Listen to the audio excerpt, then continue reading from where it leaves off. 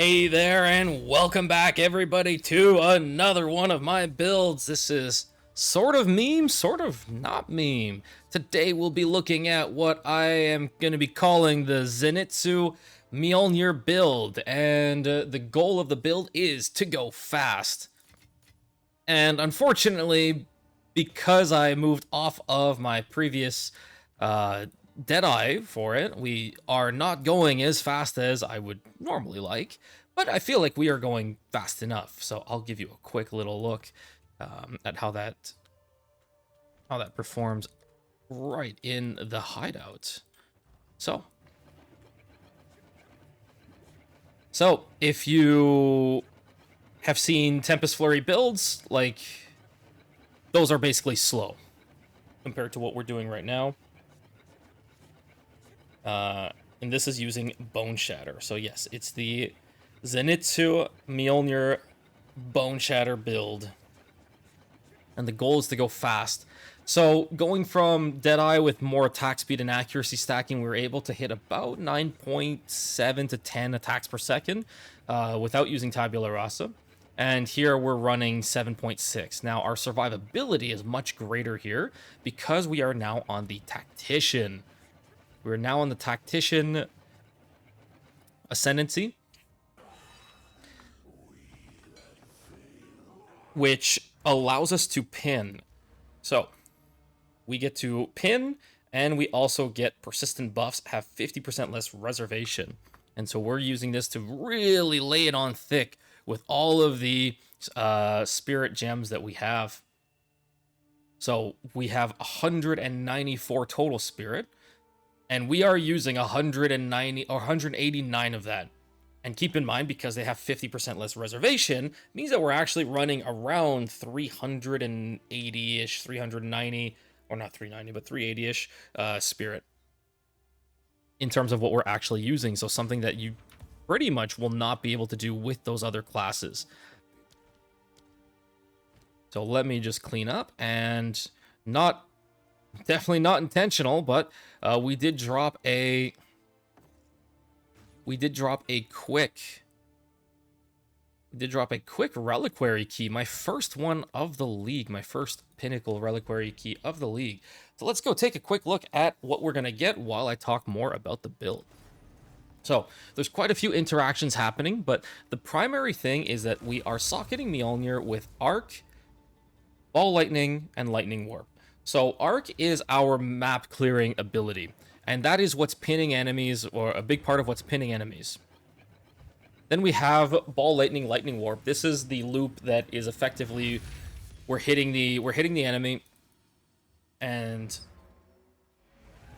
then Ball Lightning goes out, especially on rares and uniques. Ball Lightning goes out, and then we warp to the Ball Lightning, and this loop creates a lot of looping damage for us to hit with. I found that just focusing on Arc only did not do as much damage as having this Lightning Warp Ball Lightning combo.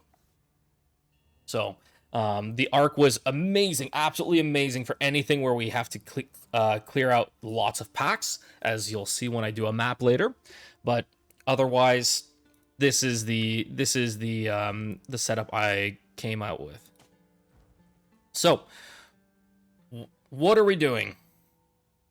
We are running Bone Shatter, so we have Adalui's Bloodletting, Rage 3, Diala's Desire, Heightened Accuracy, and Stoicism. So if it didn't take you off before, we are accuracy stacking. Correct. So we are accuracy stacking.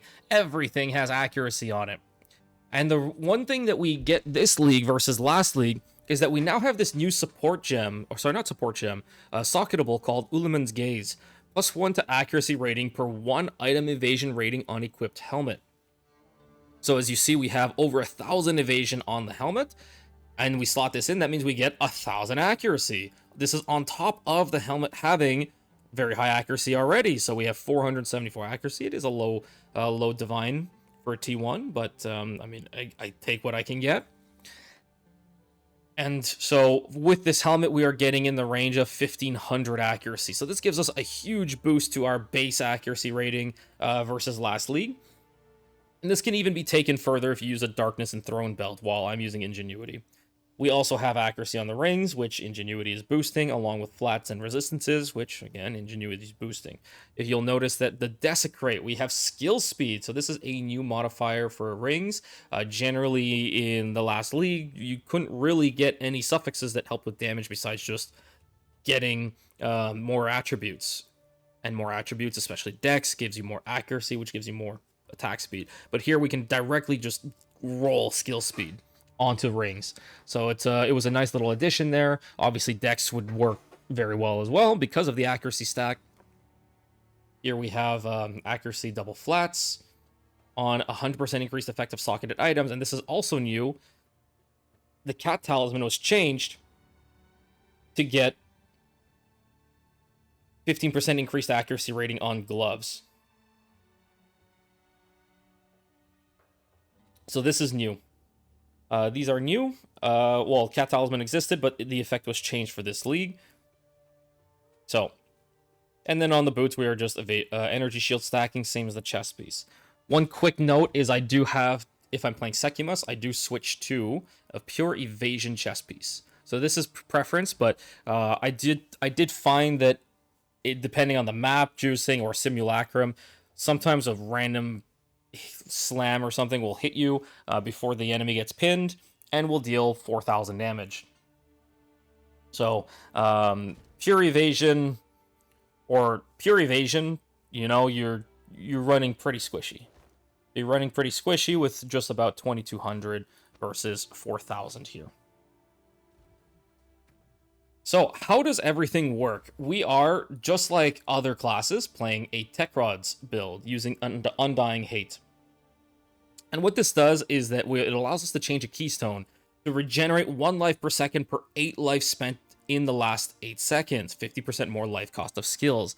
This is paired with Adalui's Bloodletting on Bone Shatter, which gives you skill mana cost converted to life cost. So our Bone Shatter is now fully life costs, and we get extra damage out of it as well. So our Bone Shatter is costing us about 200 life, which means, you know, we get 400%, oh, sorry, not 400, 40% more physical damage. But the main thing is, you'll see that my life is dropping as I cast instead of my mana. And then so I had used a flask there, I'm using another one. This is how you ramp, is that you basically start your attack pattern. For us, it's Bone Shatter. And we flask until we hit the point where our Tecrods is fully recovering our life. So I'm not flasking right now. Tecrods, the life regeneration from Tecrods is giving us just perma-full life back. And then even if you take a hit, it starts regenerating because we are running Pain Attunement, or Pain Attunement from nothing to get Zealot's Oath, which applies the excess life recovery to Energy Shield. So this is how we are keeping up our life and Energy Shield using this setup. This can be done on just about any build using the Undying Hate with Tecrods and then converting a keystone. This setup can be done anywhere. One of the key points is that we do need to get life regeneration rate. We do have some life regeneration rate. I'm actually on the low side for this. So this is relatively low, so it'll take longer to ramp. Usually around 50% feels really good. If I had more levels, I would be speccing into Hail Heart here. There is also the Chakra of Life over here. So there are other options as well to go grab with all of this. So what else on Tactician? So one, we have pin buildup. Pin on Tactician means that they cannot perform any actions at all. Now, do note, essences bypass this, so the essence modifier will still activate, even if the mob itself is immobilized. And then we are able to get stuff like break armor on pin. So break armor on pinning, break increased armor using these nodes. We also have enemies are intimidated for 4 seconds when you immobilize them, which pin does. And intimidated is where they deal less damage and we deal more damage to them. So there's a few things that we are using with pin in this whole setup, and pin is just, again, part of our defensive layer. And as I mentioned, we are accuracy stacking. So previously, you will probably have seen this beauty of a shield called Lyco. Block accuracy rating is doubled. Unfortunately, in my testing with Mjolnir, because of the fact that it is a meta skill and the meta skill is tied to the attack to the weapon, to have two of them, you need two weapons. And when I stacked, let's say I wanted to put Arc, Ball Lightning, and Lightning Warp all in one, the energy gain was just way too slow. So I elected to spec all the way to Resolute Technique. And by the way, I had already pathed here because I was like, oh, shoot, I'll run Lyco and Resolute Technique and get 4 times accuracy rating. Unfortunately, that doesn't work. So the downside to running Resolute Technique is that, one, we path pretty far for this. Past Strike True, and realistically, we don't even need Strike True. Past Strike True and Necromantic Ward, this is all basically there just to path for Resolute Technique. So it is quite a bit of pathing to get to Resolute Technique, so it makes the tree pretty ugly in this sense. And Resolute Technique means never deal critical hits, so we lose out on any crit scaling that we could potentially get. So Ball Lightning has 9, Lightning Warp has 11% base crit, Arc at 9 as well, so we lose out on the potential to scale crits whatsoever on our spells. That being said, part of the reason that I elected to do this is because Mjolnir only has a 5% crit chance. Similar situation that I had with the Last Lament build. The crit chance is so low that I felt it wasn't worth really going hard into the scaling. So there is that. And we are also specking here for Unwavering Stance. Again, it's also very close to Hailheart. Unwavering Stance cannot be light stunned, but cannot dodge roll or sprint. Because we are moving with Bone Shatter, it doesn't matter that we can't dodge roll. And this, because the build relies so much on us continuing to attack and attack and attack, light stuns were actually becoming quite problematic for the build. So this was extremely helpful to pick up for all of this. Otherwise, pretty much everything is accuracy stacking. We do pick up some damage nodes like Jack of all trades. Because we need so many attributes for Mjolnir, Jack of all trades is just incredibly nice, as we get to basically take advantage of, I think, 80% increased damage from this attribute setup.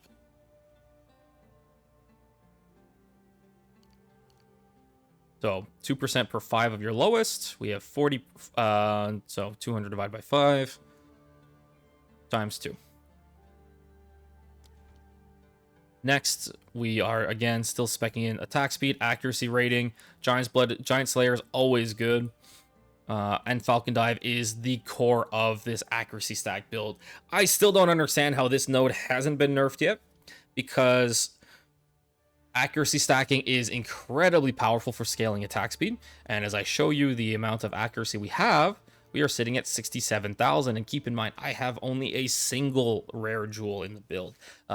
In previous league, when we were able to run, on a Whirling Slash, we slotted in a bunch of rare jewels. We were running 80, 90,000 accuracy rating. And it was absolutely insane. Plus the fact that we didn't need as much strength or int in previous league for the builds. We just put that all into dex and just got a ton of flat accuracy. Anyway, 80, 90k accuracy was a very normal target for accuracy stackers. And if you take out your trusty old calculator, if you had 80,000 accuracy divided by 250, this gives you 320% increased attack speed from Falcon Dive. But Falcon Dive is really OP, and that's the reason that we are accuracy stacking and pushing so hard for this, is that our 67,000, or let's just round it, 68,000, comes out to 272% increased attack speed. This is way more than pretty much putting all the attack speed nodes in the area together. Obviously, we are taking accuracy nodes instead. Stuff like blurred motion gives us attack speed and accuracy rating, so there are nodes like that as well. Again, another one, precision salvo, attack speed, and accuracy rating. So again, taking these nodes, we're able to take advantage of both parts of those. So the tree should be pretty straightforward from there. We're just specking up here for hybrid defenses because we have evasion on the helmet, ES on the boots, and the body armor. You run whatever you feel comfortable with. Pure energy shield, pure evasion, hybrid if you want. Again, don't bother with falconers because you don't need the movement speed, so you can just go with a hybrid evasion chest piece or hybrid evasion energy shield chest piece as well. If you do go pure evasion and decide you want to go pure evasion chest piece, I would recommend specking up to this jewel socket. Instead of putting your Tecrods here, you can put it here and use Walker of the Wilds to get your sacrifice of blood. Then your Tecrods will also convert some of the nodes here, some of the small passive nodes, but you can still take bestial skin. So in the case of mine, where it gives life regeneration rate per small node, or small passive, then I'll be able to convert a few of these to small. The other nice part is Winter Owl. Increased evasion rating per 10 int, gain accuracy rating equal to your intelligence. So 200 int, that means you get 200 accuracy rating. But you also get 60% increased evasion rating. And this is really close. This is only 3 points in for 60%. Assuming you are able to spec over here if you decide to spec over here. And it also pairs well because this is finesse. 10% increased accuracy rating, gain accuracy rating equal to your intelligence. So if you do stack up quite a bit of intelligence, you are able to take finesse and Winter Owl and double dip on that into accuracy rating. And because we are running Mjolnir, which requires 200 int, then you get to double dip on that using that setup. But I decided to not spec over here to save some points and reallocate them elsewhere. So that should more or less cover the tree. Everything should be pretty self-explanatory. We are generally scaling damage, defenses, or accuracy, or attack speed. Well, that's pretty much it for that. Now let's look at the supports. So first we have Blasphemy. Blasphemy is always a given if you have a lot of spirit. I feel like it is such a strong gem because curses are very strong. They were reworked in 0.3. We're using temporal chains. This will help with our general survivability in maps and avoid enemies, especially like ranged enemies. Hopefully we curse them early enough and we slow them down enough to the point where we are able to get to them and kill them before they start throwing projectiles at us. We are running Berserk because we are using Rage. Rage on melee is always a very, very, very strong mechanic. So we are using Berserk to scale that more. And the reason for that is that while most of the damage will come from the spells, the amount of damage that Bone Shatter deals does matter. So we are using Berserk for that purpose. We're using Overwhelming Presence. Overwhelming Presence because Mjolnir's energy gain is dependent on how much damage Bone Shatter deals as a percentage of the enemy's ailment threshold. So Overwhelming Presence is reducing their ailment threshold. Next we have Herald of Thunder. Well, this one's a given. We're killing anything that Bone Shatter kills can proc Herald of Thunder, and then just deal more damage with Herald of Thunder for mapping. Trinity, this one is giving us a lot of elemental damage percent. So this works with our Bone Shatter, which while primarily physical, we do have some gain as other. Next we have and then we have all the lightning spells, and we also have Requiem as well on our set 2. So for Pinnacle bossing, if you feel you need a little bit more damage, you do have Last Lament. But as I showed with Xesht T4, we are still able to just hold down Bone Shatter and, pin and kill reasonably well. Blink is purely for Secumus. If you do use Blink, keep in mind, since it is a travel skill, you do need to unspec Unwavering Stance. And usually for Secumus, I will toggle off Trinity for Blink. And La Pièce de Résistance. We have Siphon Elements.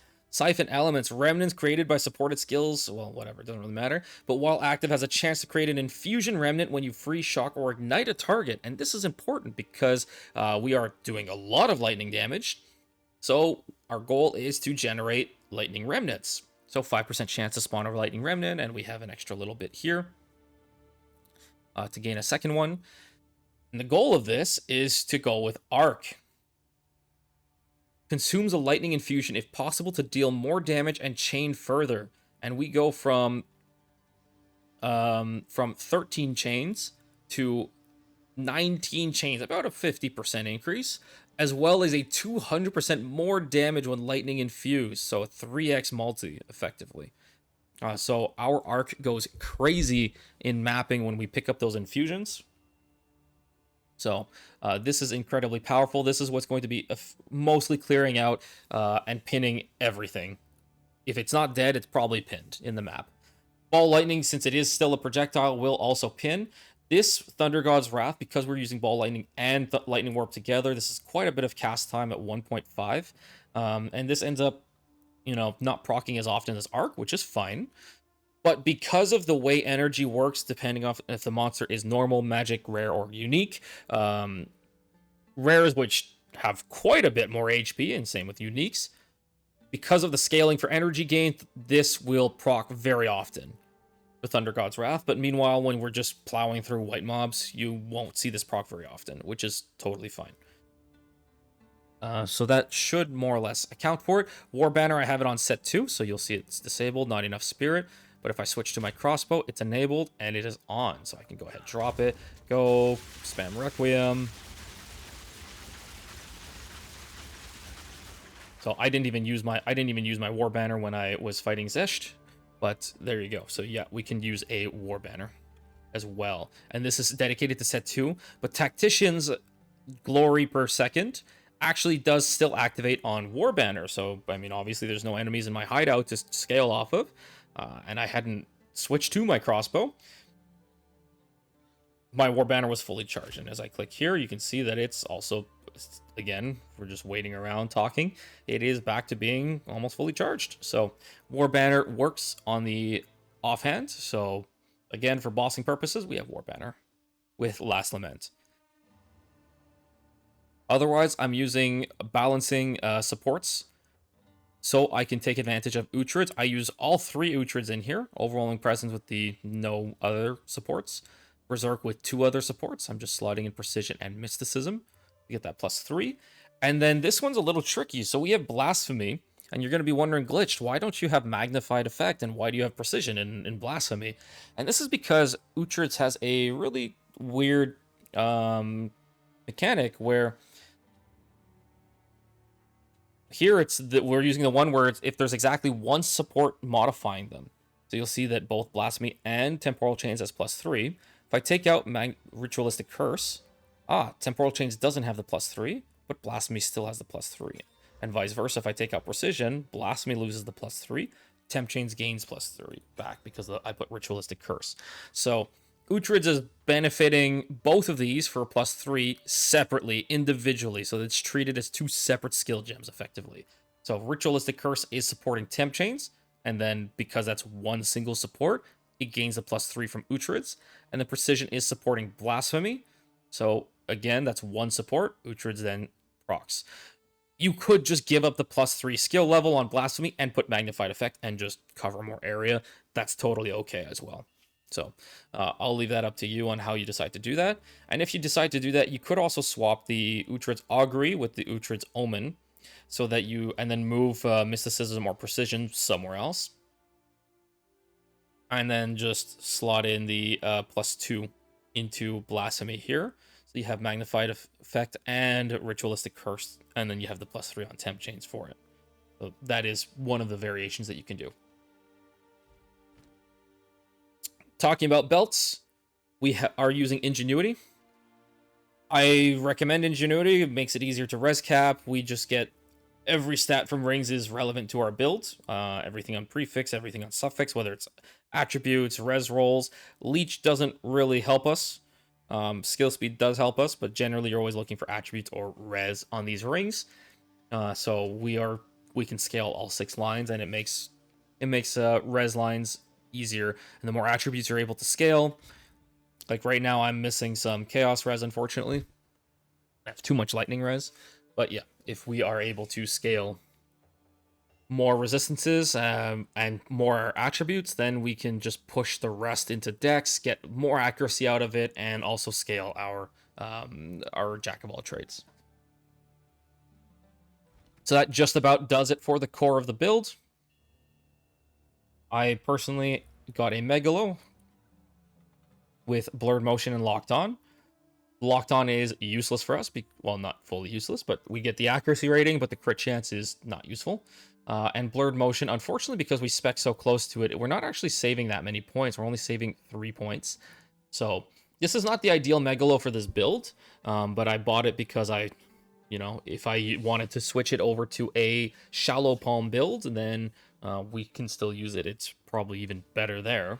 Not that I like the idea of Shallow Palm, but I was asked to think about builds for it, how to optimize it. We do have some gear. Again, we have the Megalo, and I do have a Thunder Fist. Maybe we'll play around with Thunder Fist. I always like the idea of Thunder Fist, but I know that most people have moved away for that for either the Instant Leech or the ES Leech, or just gloves like what I have right here. So donated by Okar to make this build. So that's pretty much covers everything that's happening here. We're gonna go ahead into a map, and I should have prepared a map for this.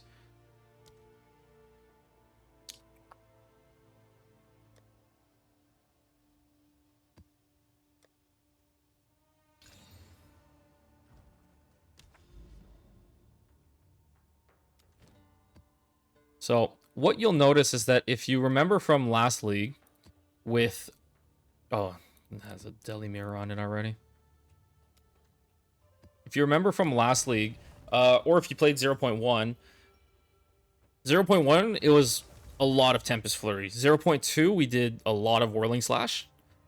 Again, all of these are attack speed stackers. They move really fast on attacks. And then this league, we are doing Bone Shatter. Tempest Flurry is a very smooth movement. It's just, it's almost as if you're just walking really fast. It is very smooth and easy to control. It also just follows where your cursor is, so if you're just holding Tempest Flurry, and it'll just follow your cursor. Whirling Slash had more of a step forward. It's like taking tiny little hops forward as you're moving around the map. And this would get you caught on a lot of stuff, little debris pieces here and there and whatnot. But you were able to, similar to Tempest Flurry, maneuver where you want. Bone Shatter is like taking one big hop every time. So that's why the attack speed on Bone Shatter, our attacks per second looks really low, but because each Bone Shatter is a big hop forward, we're moving forward really quickly. And again, similar to the other two builds, we get stuck on everything. So this was a thing with both of the other two builds, Tempest Flurry and Whirling Slash. But here's the real kicker. Bone Shatter magnetizes to enemies. So you'll see that as I'm pathing through here, that we are, sometimes it'll not follow where my cursor is on the screen and just start pulling itself to an enemy.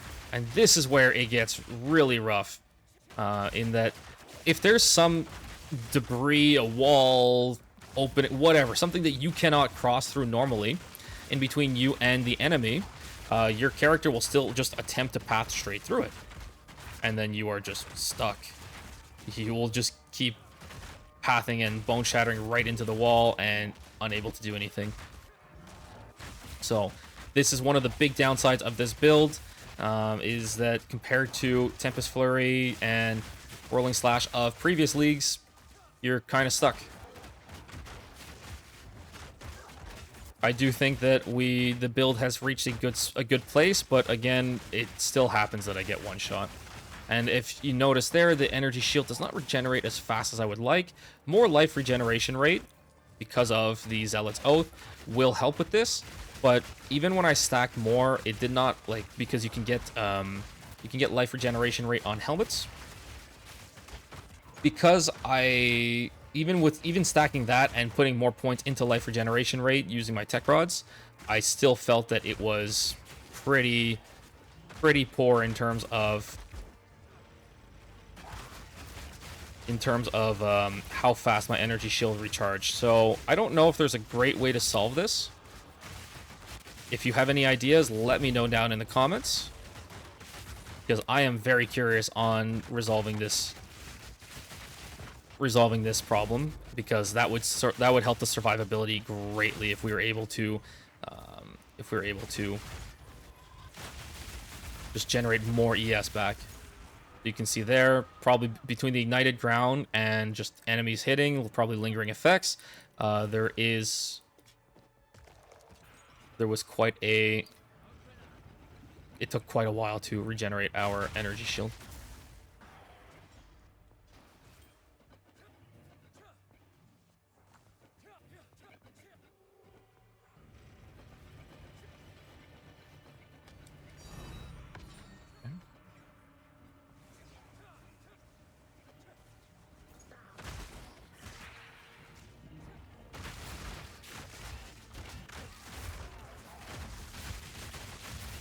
You can see he's pinned and not moving. Oh no, sorry, he had the delirium on him. Never mind. He had the delirium monster showing up.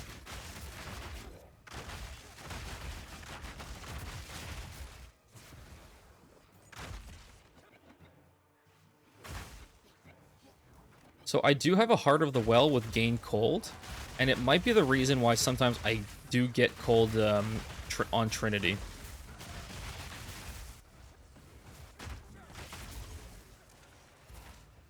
Trying to pick up that amulet. So it might be something to explore in terms of balancing maybe fire and cold damage on rings and trying to get Bone Shatter to proc both.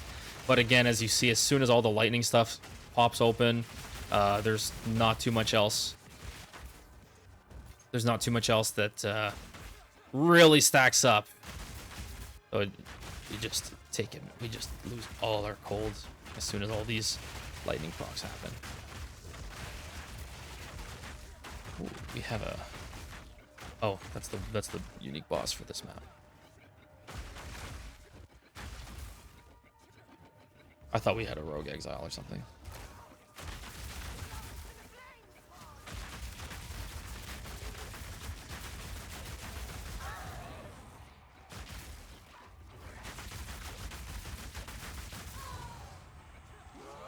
So again, the damage is not great, but it's decent, I would say. I would put it decent. It's more that we are able to go fast. So this is the build that I ran with on the world record Xesht Run recently, and I plan to optimize the speed further. But again, that was purely for Sekimus, which has different requirements. If you're gonna be mapping all the time, then you know there's very different things to consider when you're doing stuff like that.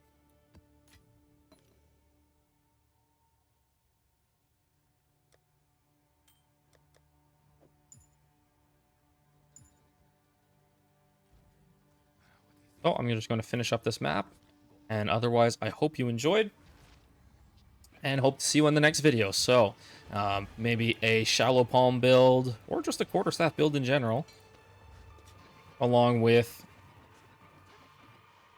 a blood mage build. So I plan to maybe follow more Stenya's build, so who I've been chatting with a lot more recently. If you don't know, Stenya is a streamer who does a lot of last flame runs, probably the most of anybody. And so yeah, we've been chatting, and he has a very interesting take on the blood mage build. So I definitely am interested in taking a look at that. Maybe we can make some adjustments and make it fit our playstyle a bit more. I just wanted to give a quick shout out to Rake in case I didn't do it at the beginning of this video. Rake showed me his attack speed stacker Mjolnir last league.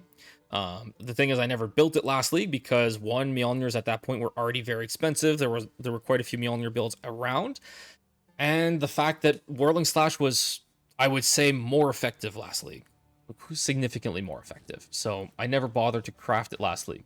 When I saw that Whirling Slash was, you know, I fully expected Whirling Slash to get nerfed this league, and it did. So when I was prepping for 0.3, I asked Rake, he sent me his POB, and the thing is that and then I sent him back a POB. The only problem that I felt was that even if we did it on Deadeye or Gemling, the survivability was missing because, as you saw with the unique bosses and maybe some of the Abyss mobs, they don't instantly die, and because Bone Shatter has the mod that cannot cause stun buildup, so we're just kind of sitting there face tanking stuff, and until the enemy in front of us dies, we can't move on to the next enemy effectively. So what was happening with Deadeye, Gemling didn't really matter where I tried it. Besides this, is that just mobs just keep attacking us, and it can really stack up and start hurting quite a bit. Meanwhile, with what we're doing now, because of Arc and Ball Lightning, we're just pinning enemies, and even if they're a bit further away, if it chains 19 times, most enemies in the region will get hit, pin, and then, you know, not attack us. We also have Nova, so we're shooting 5 different projectiles in a circle. So hopefully one of those projectiles with 19 chains lands on an enemy, pins them, and then we don't have to deal with their random attacks from off screen or right next to us. So, including unique bosses and stuff. So, there you have it. There's the build. Hope you enjoyed. I will be optimizing this build as I go along. I'm sure there's quite a bit more stuff to do. Maybe different pathing in the tree, different support setups, maybe different spirit gems. But again, for now, this is how I'm going to be playing it while I think about some of the changes. One thing that was pointed out to me is that I'm only running 90% armor break, so we are not fully breaking armor. I would have to maybe get 1 point of armor break somewhere else. Break increased. So, I mean, exposed wounds would basically do it for 2 points. So yeah, it would be something that we could grab for 2 points. Or yeah, we have 1 point of armor break here. You grab these 2 points, 10% increased effective fully broken armor, because like I said, fully breaking armor does increase the damage of Bone Shatter, which is primarily physical. And dealing more damage with Bone Shatter means we are gaining more energy with Thunder Gods. So there you have it. Hope you enjoyed, and I hope to see you in the next build guide. Ciao.